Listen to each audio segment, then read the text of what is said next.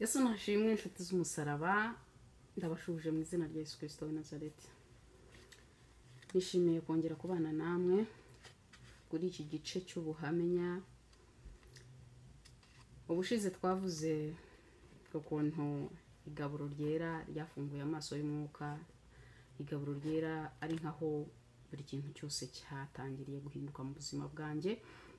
Uyu munsi rero ndavuga ubwa mbere ngiranye ikiganiro n'umwami Yesu, kuko ubundi nari naramenye nyine ko Imana ivuga ariko ukavugira mu bahanuzi, numvishe ijwi nkuko nagiye mbitanga mu buhamya bwanjye umwana amaze gukira. Ariko ubu bwari ubwa mbere jewe mvuganye nawe, nkavuga nawe akansubiza, nkabaza akansubiza. Yari experience nziza cyane rero ikomeye, ariko ntago byapfuye kuza gusa. Hari abantu batekereza ko iyo bumvise ibintu nk'ibi ngibi bakumva ko ari ibya bamwe cyangwa batari ibyabo cyangwa se bitanabaho. Hari n'abavuga ngo ariko muzi guteka imitwe ye, mujye mubwiza abantu kuri. Ndashaka kukubaza wowe waba utekereza gutyo, ni gute Imana yaba ari umubyeyi, ikaba umugabo wacu, ikaba inshuti, ikaba umuvandimwe, tudashobora kuvugana nayo?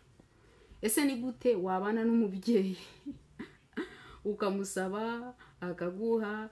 Urabizi yarakuremye mu ishusho ye, niba afite amatwi arumva, niba afite umunwa nk'uwo yaguhaye aravuga. Ni ukuvuga ngo kubera ko hari ibintu tutazi, hari ibintu tutigishwa, yenda kenshi ntabwo twigishwa kuvugana n'Imana. Tuzi ko gusoma ijambo rya Yesu ivugana natwe, ariko kuvugana nk'uko umuntu avugana n'inshuti, nk'uko Imana yavuganaga na Abraham, nk'uko yavuganaga na Mose, amaso mbona nkubone, birashoboka cyane kandi cyane, kuko nanjye ntabwo nari nzi ko bishoboka, ariko byarabaye. Hari ijambo riri muri Yesaya 54 ku murongo wa 7 rivuga ngo mbaye nkuretse akanya gato, ariko nzagukoranya ngufitiye imbabazi nyinshi. Nakurakariye uburakari bwinshi bituma nkwima amaso akanya gato, ariko nzakubabarira nkugirire imbabazi zihoraho, niko Uwiteka umucunguzi wawe avuga. Hari irindi jambo riri muri Yesaya 45 umurongo wa 15 rivuga ngo Mana ya Isirayeli uri umukiza, ni ukuri ni wowe Mana yihisha. Impamvu nsomye bino byanditswe, Imana iraboneka iyo uyishatse, ariko nanone ni Imana yihisha. Hari igihe ugeraho mu buzima bwawe, mu migendere yawe, mu buryo bw'umwuka, ukumva usa nkaho Imana yigiyeyo, isa nk'iyakwihishe, ugasenga ukumva ntibigenda, ukumva umwuma mu buryo bw'umwuka, ukumva amasengesho aragarukira nka hano ku mutwe wawe, cyangwa ari ahantu ku gikuta, ukumva nta kigenda neza, ukumva mbese mu bugingo bwawe ntago bimeze neza, ukumva usa ngo Imana yakase connection yawe hagati n'Imana yarakatitse. Nabaye muri icyo gihe rero. Ubwo guhera icyo gihe nakomeje kujya ku igaburo ryera buri munsi, amaso yanjye arafunguka, nabonye ibintu byinshi cyane. Nabonye aho nabaga ndi mu cyumba cyanjye ndimo kuramya no gusenga, nkasa nkaho roho yanjye ikagenda nkisanga mu kindi gice. Umwami yarantembereje, natembereye ibice bimwe. Hari igihe yazaga niba ndimo guhimbaza akaza abyina muri iyo ndirimbo. Hari igihe yamfataga ku kaboko, wenda turi mu rusengero abandi baramya, tukagenda. Amaso yanjye yabonye byinshi. Noneho rero ariko nari ntarashobora kuba navugana nawe. Icyo gihe cyose yamfataga akaboko, ibyo nabonaga byose nabibonaga ncecetse. Twaragendaga, urumva nawe ufite ubwoba. Hari igihe nkatwarwa no kwitegereza ibirenge byiza biri muri sandari, ubundi nkabona umukandara wo munda nkitegereza. Mbese buri gace kose hari ikintu amaso yanjye yahugiraga. Sinigeze mbaza, sinigeze mvuga, nabyo byaje kuza nyuma. Hanyuma rero namaze kumva kenshi ku YouTube ubwo mu gice cyashize nababwiye, nkajya numva ukuntu abandi bavugana n'Imana, ndavuga ko habaho igihe rero mu buzima bwanjye nza kugera muri icyo gihe cyo kumva connection yanjye yakatitse. Nari maze kumenyera kuba muri connection kube buri munsi, buri saha, buri munota, guhera mu gitondo kugeza nijoro, n'ejo mbyutse.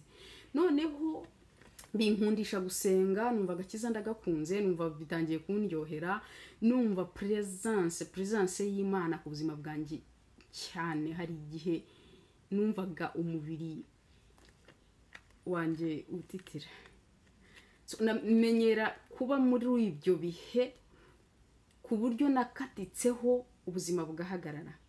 Nabayeho igihe kingana nk'icyumweru numva connection yarakatitse, ntazi cyagenze nabi, nshakisha icyaha nakoze nkumva nacyo sinkizi. Hari ibintu nka bibiri bituma wakumva connection yawe yakatitse. Hari igihe uba wacumuye ntiwihane neza. Iyo wacumuye ntiwihane, birashoboka Imana ibikuretseho gatoya kugira ngo ugaruke. Hari ikindi gihe nacyo bishoboka ko Imana ikwihisha kugira ngo ukurikire. Umwami Imana akunda ko dukomeza kumukurikira, kumushaka. Ari igihe ashobora kubona ugiye kudamarara akigiza inyuma gatoya kugira ngo nawe ukomeze ukurikire. Iyo ashaka kuguhamagara kubwira ngo zamuka ngwino hano nyegera, yigirayo hanyuma ugakomeza ugakurikira kubera bwa bwiza, kubera bwa buryo ugakomeza winjira mu bihe byo gusenga. Ntago nzi rero kimwe kuri ibyo byo, ariko nashakishije sinari nzi icyaha nakoze. Umva muri icyo gihe cy'umuma merewe nabi, nkajya ku kazi ariko numva merewe nabi, nkasenga nkumva amasengesho ntagenda, icyo nkoze cyose nkagerageza kuramya nkumva byose biraha, ahubwo nkumva umutwe urandiye. Hanyuma rero ndavuga nti kuwa gatandatu nibugera nzajya ahantu nikingirane, nzavayo mubonye cyangwa mubuze, ibintu ni bibiri. None ndibuka ari umwana umwe twasenganaga, Imana imuha umugisha, arampamagara ashaka kumbaza amakuru. Ndamubwira nta kurabizi ndumva nkumbuye umwami, ndamukumbuye bya cyane. Noneho abaza kubigira brag akajya seka. Ndabona ndamukumbuye bimeze nabi, numva ubuzima bwahagaze, ndumva nta peti, ndamukumbuye. Arambwira ati ndabizi ko umukunda. Mbese abigira ibisanzwe, ariko jewe icyo gihe byari bikomeye. None haranje arambaza ati ariko se ufite amafaranga menshi cyane? Ndamubwira no ya sindanahembwa. Wishyuye minervare y'abana se? Ndamwe nago ndishyura. Ufite stock se? Ibintu byose byari biratunganye. Ndamubwira nta kintu na kimwe ndakora. Arambwira ati aturabizi ariko atura umukiranutsi. Noneho we yabimbwiraga mu buryo burage, mu buryo bwo ariko je nari imbabaye. Arambwira atura umukiranutsi ahubwo ntusanzwe. Se kubera iki? Arambwira ati niba utarishyura minervare z'abana, niyo nta mafaranga ufite, niba hari byinshi byo gukora utarakora, ukaba nta na kimwe utekerezaho, ahubwo uri utekereza uburyo ukumbuye umwami wumva wabuze amahoro. Ati twese tubaye dutekereza gute twaba turi abakiranutsi ku isi. Numva nyine ibyo yambwiraga sinabyitaho kuko je nari nifitiye umubabaro wanjye, nari nzi ibyo nyuramo. Nuko rero kwa gatandatu bugeze mfata imashini yanjye, laptop, nyishyira muri baga, nshyiramo ibyo ndi bujyane ku igaburo, nshyiramo bibiliya zanjye, nshyiramo agacupa k'amazi, njya ahantu ku rusengero rwari runyegereye. Nari navuganye n'umuntu hasengera ufite urufunguzo, ntago bari barimo nyemerera ko najyemo nkifungirana. Ndagenda njyamo ndasenga, ngira ibihe byo kuririmba, nkaramya, ariko nkumva ibyo nkora byose nta kigenda. Ngerageza turirimbo two kuramya, ngerageza kwinginga mwuka wera, byose byari byarikupye, numva mpagaze ahantu merewe nabi. Noneho igihe kiragera uko nari nakoze gahunda yanjye, igihe kigera ndi bujye kwigaburo, igaburo ndarifata nko byari bimeze. Noneho ndavuga rero reka mfate imashini yanjye, nandikira umwami Yesu urwandiko, hanyuma nkora iki nindangiza ntahe. Kuko niba ntamubonye, niba numva ntabohotse, ibindi mu mutima reka mbimubwire, kuko ndabizi ko afite amaso arabibona. Reka mwandikira urwandiko ngire ntahe. Ndatangira ndandika, nimubwira ibyaha byanjye, nimubwira umbabarire ibyo nacumuye byose. Ni byinshi cyane, nkora ibyaha mu buryo nzi nubwo ntazi. Mbese umbabarire unyeze, ntunganye, ndagukumbuye, ndumva narakubuze, ubuzima bwanjye bwahagaze, nta mahoro mfite, gusa nkeneye kukubona ntago nzi cyabaye. Noneho ukuntu jewe umutima wanjye wose ndimo nsuka muri urwo rwandiko, kuko urwo rwandiko nanaruhaye ntuzayivuga ngo gusaba imbabazi, nasabaga imbabazi umukunzi wanjye, kuko icyo gihe twari tubanye uko nguko nuko twari tubanye. Noneho rero ngeze hagati ndimo kwandika nsaba imbabazi, mubwira uburyo mukunda, mubwira uburyo mukumbuye, noneho ijwi ritangira kuvugira muri jewe. Ariko kubera ko nandika sinari nzi ibintu ndimo, rirambwira ngo ntabwo ushobora kubaho utamfite. Nje ndakomeza ndandika, ko nandikaga mu mashini, ndakomeza nkabyandika ibyo numva nkabyandika. Ntabwo ushobora kubaho utamfite, ntabwo ushobora kubaho udafite urukundo, utari mu rukundo rwanjye, urankeneye buri munsi. Noneho ndakomeza ndandika, byarangira nanjye nkandika ibyanjye ibyo mbaza. Ikiganiro kirakomeza. Ntabwo nari nzi ibintu ndimo, sinari nzi aho ndi, gusa giye narandikaga. None ikintu cyaje gusa nk'ikimfunguye ku maso, nkamenya ko ibintu biri seriye. Yambwiye ijambo, iryo jwi nyine ryambwiye ijambo, ndibuka mubwira nti ndagukumbura. Yarambwira ati nanjye ndagukumbura iyo utaje imbere yanjye. None ndabaza jewe ndinde kuba nakumburwa n'umwami. Yarambwira ngo akarabyo keza kamwe mu ndabyo nyinshi cyane ziri mu buzima bwanjye. Noneho kuko twavuganaga mu Cyongereza, Imana izi ndimi zose, ururimi uvuga nirwo kuvugisha. Noneho rero njyana ukuboko ngo nkurure telefoni yanjye nshaka iryo jambo. Narumvaga nari ndizi icyo risobanura, ariko nashakaga kumenya neza ibirenzeho. Ngiye gufata telefoni, iryo jwi rirambwira ngo garuka pay attention, concentrate, focus. Ndayihorera, ndagaruka, turakomeza turavugana, ndakomeza ndabaza. Ikindi kintu rero cyaje gusa nk'ikinzanye nkongera nkagarura ubwenge, nuko muri ibyo byose nababwiye nabonye ubwa mbere umwama mpobera yari experience nziza cyane itazanyibagira. Narabikunze, bikomeza kunyubaka, numva nkunzwe. Ntago nabyo nzabibasobanurira ukuntu byagenze. Noneho naramubajije ndavuga se warampobeye biranezeza, sinzi niba ari umutima wanjye ukunda kuguhobera, ntago nzi uko ari byo, ariko arambwira ati nta kibazo kirimo, ibyo ngibyo ukunda urakora ibyo umwami wawe akunda. Ndamubaza none wowe urakunda guhoberana? Arambwira ngo ntabwo nkunda guhoberana gusa, ngo ahubwo nkunda no gukinira mu mazi. Noneho mpita nibuka ko mu bintu byose nagiye mbona, hari igihe nasanze mpagaze iruhande rw'amazi, nko ku amazi anamanuka nko ku musozi ukuntu, arimo kuyakiniramo asimbuka, yambaye ikanzu y'umweru, nanjye mpagaze ku ruhande aho. Hariho abandi mbona avuga ko ari abamarayika bambaye imyenda yera bacuranga za gitari, barimo kuririmba indirimbo y'umuhanzi mbonye Israel ivuga ngo nzi ibyo nibwira kubagirira. Barimo gucuranga iyo ndirimbo, noneho arimo gusimbuka muri ya mazi. Noneho mpagaze ndimo kumureba. Noneho igihe kiragenda avuye ko se kwa simbuka agera hasi yongera azamuka, buri ibirenge bye ko agomba kuba atambaye inkweto, ntago bikandagira ku mabuye akamubabaza. Noneho ndavuga ngo reka ndebe nanjye aho mpagaze hasi aho ndebe uko hameze. Ndebye ku birenge byanjye nsanga mpagaze, mbese aho hantu hose hakozwe hari amabuye meza cyane y'ubwoko bwose, y'amabara yose. Amabara amwe ntago ndayabona kuri isi. Ububuye bwinshi cyane bugiye bufite amabara atandukanye, ariko bujya kungana nko muri size. Noneho ngize gutya ibirenge byanjye numva buranepa ni nk'amatera.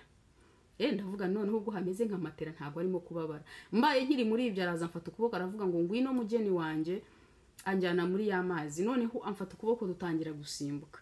Noneho uko dusimbuka mu mazi, jewe ntangira kwitegereza ku ikanzu ye niyanjye nari nambaye ngo ndebe niba, kuko ntago numvaga ko umubiri wanjye watose. Ndavuga uko biteye kose amazi ntago yajya ku mwenda ngo bure guto. Ntangira kwitegereza ku myenda nkabona ya mazi ntago atohesha imyenda, ahubwo imyenda iraguma imeze nk'uko imeze, kandi amazi araza akagwaho akamanuka neza nk'uko wamena ikintu kitinjira mu mwenda kikanyura inyuma nk'uko waba wambaye bwa bushashi amazi akamenekaho akamanuka akagenda. Turakomeza turasimbuka mbona imyenda ntago irimo. Hashize akanya ndagaruka kuko ibyo byabaye nari mu cyumba cyanjye ndimo kuramya, nashyizeho indi radio ndimo kuramya, ndagenda nyine ngera kure nsa nkaho mvuye mu bwenge bwanjye, roho yanjye igiye.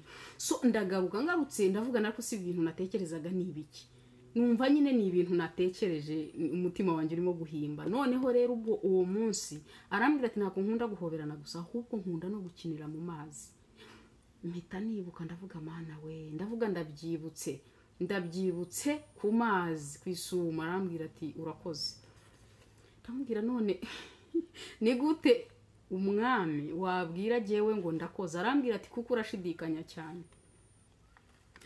Nukuri yarabimbwiye kandi koko niko byari bimeze. Yavuze ati urashidikanya cyane kuko n'igihe wabibonye ntago wemeraga ko ari ukuri. Mpita koko menya ko ndavuga ndimo ndavugana n'umuntu. So kiganiro cyarakomeje kirakomeza, ndandika nkajya mubaza kansubiza, izo message zose ndazifite, nkandika kansubiza, nkabaza kansubiza. Igihe kigeze hari ikindi kintu najyaga nkunda gukora mbere yaho. Nasozaga gusenga nkarambura ibiganza nkavuga ni mpumugisha ndagiye nsubiye mu kazi cyangwa se ngiye kuryama, icyo nabaga ngiye gukora cyose. Kandi koko akabikoramo. Noneho ikiganiro kigiye gusoza arambwira ngo zana ibiganza byawe nk'umugisha. Nabwo amaso yanjye yahise afunguka ndavuga ibi bintu ni bizima, mumva ngize nk'ubwoba. Baravuga zana ibiganza byawe nk'umugisha. Ndabirambura koko akoramo. Arambwira ngo nkuhaye amahoro, genda uyageze no ku bandi. Arambwira ati ndagukunda cyane, ndagukunda. Ikiganiro gisorezo none ni ukuvuga ngo ashoje amagambo yahise akama muri jewe. Iyo ashoje kuvugisha nubwo wakenera gukomeza ntago biza. Narashoje nsunika imashini kuko nari nayiteruye iri ku bibero byanjye. Nyisunika hirya nari nicaye mu ntebe, ndahaguruka ndahagarara, ubwoba buranyica, numva ngize nk'akantu kagahugiye, ndavuga ibintu nari ndimo n'ibiki. Nsa nkaho nagarutse kuva ahantu narindi. Ndagaruka ndareba nsanga ndi jyenyine muri sare, ndeba Bibiliya zanjye hasi, ndavuga ibi bintu ni ibiki, narindi hehe, narindi mu biki. Noneho ndongera ndicara ntangira kubisoma byose. Mbishoje ndavuga narindi yo mvugana n'umwami Yesu. Yamvugishije, twaganiriye, twavuganye, mbese nsa nk'ubaye umusazi, birandenga, ndishima, ndataha. Uwo mugoroba bamwe dusengana baransura, ndabibabwira, mva ibyishimo birandenga, nsa nk'ubaye umusazi. Guhera uwo munsi rero icyo rwabaye urufunguzo, dutangira kuvugana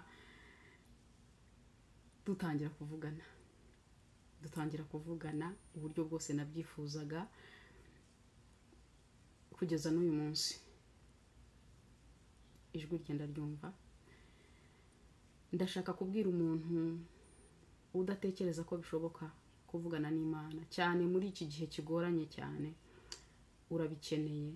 Aho abahanuzi b'ibinyoma bagwiriye, hari abantu bumva Imana ivugana nabo ari uko abonye umuhanuzi. Hari abantu bumva Imana ivuganye nabo ari uko agiye mu rusengero bagasoma ijambo. Hari abantu bumva Imana ivuganye nabo kunyura mu bandi gusa batazi ko bo bavugana nayo. Ndakubwira ko bishoboka cyane kugirana ikiganiro n'Imana ukibariza. Byatumye ntagishaka umuhanuzi. Ego hari igihe kigera ukumva, hari igihe kigera nkumva nkumbuye kumva Imana ivugana nanjye mu wundi muntu. Nkavuga Mana wagize undi muntu unyuramo ukavugana nanjye, kuko urazi imitima y'abana b'abantu bari giye muvugana ugasigara ushidikanya, ukavuga cyangwa Satani yamvangiye yavuganye nanjye. Wero hari n'igihe umwanzi yisesekamo akaba yakuvugisha. Ibyo nabyo bijya biba kandi Imana irabyemera. Icyambere iyo wakoze icyaha ntiwihane, Imana ishobora kubyemera. Umudayimoni wiyoberanya akakuvugisha. Icya kabiri ibyemera kubera ko ibishaka kuducisha bugufi, kugira ngo we ndewe kwishyira hejuru mu buryo buteye ukuntu uvuge ngo wowe wumva ijwi ry'Imana uvugana nayo ntago wagira gute. So bikenera no gusaba umwuka wo kurobanura. Muri urwo rugendo nabwo nzabibabwira, bigeze bimbaho hari igihe umudayimoni yisesetsemo atangira kumvugisha, ariko umwami arambwira ati uri uravugana n'undi muntu. Ni ukuvuga ngo rero birashoboka nshuti z'umusaraba kuvugana n'Imana ku muntu ubyifuza. Ndasaba mwuka w'Imana kugira ngo agusobanurire, mwuka w'Imana kwigisha ibyo ukeneye kumenya. Ariko umubyeyi wacu arifuza kuvugana nawe kurusha uko wowe ukeneye kuvugana nawe. Muri Zefaniya 3:17 aravuga ngo Imana yawe ituye muri wowe, ituye muri wowe. Uwiteka Imana yawe iri muri wowe imbere, ni intwari kandi irakiza, izakwishimana inezerewe, izaruhukira mu rukundo rwayo, izakunezererwa iririmba. Umuntu iyo aririmba arabyina, umuntu iyo aririmba arishima, umuntu iyo aririmba araseka, ibyo byose Imana irabikora. Ibyo byose Uwiteka umwami arabikora, birashoboka cyane. Imana yo mu ijuru rero iguha umugisha, tuzabonana ubutaha. Shalom.